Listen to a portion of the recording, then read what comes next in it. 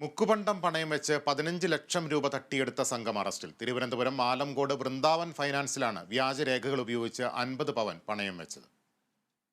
10 മുതൽ 15% വരെ സ്വർണം പൂശിയാണ് സംഘം ധനകാര്യ സ്ഥാപനത്തിൽ പണയം വെച്ച് 15 ലക്ഷത്തിലധികം രൂപ തട്ടിയെടുത്തത്.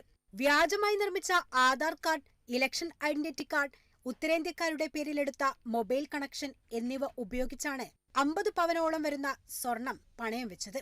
പിടിയിലായവരിൽ ഒരു സ്ത്രീ ഉൾപ്പെടെ 3 പേർ ഉൾപ്പെടുന്നു. തിരുവനന്തപുരം ചിറയൻകീഴ് സ്വദേശി സിദ്ദിഖ്, കൊല്ലം പരവൂർ സ്വദേശി വിജി, ആറ്റിങ്ങൽ സ്വദേശി അജിത് എന്നിവരെയാണ് ഡിവൈഎസ്പി എസ് മഞ്ജുലാലിന്റെ നിർദ്ദേശപ്രകാരം ആറ്റിങ്ങൽ പോലീസ് അറസ്റ്റ് ചെയ്തത്. ബംഗളൂർ സ്വദേശിയിൽ നിന്നാണ് ഇവർ സ്വർണം പൂശിയ ആഭരണങ്ങൾ വാങ്ങിയത്. ഹോൾമാർക്ക് 916 സിംബൽ പതിപ്പിച്ചിട്ടുള്ള ഈ ആഭരണങ്ങൾ സാധാരണ രീതിയിൽ പരിശോധിച്ചാൽ മനസ്സിലാകില്ലെന്നാണ് ഉദ്യോഗസ്ഥർ പറയുന്നത്.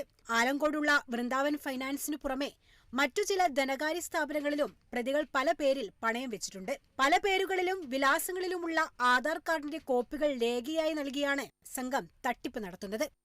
Kerala vision news, Thiruvananthapuram.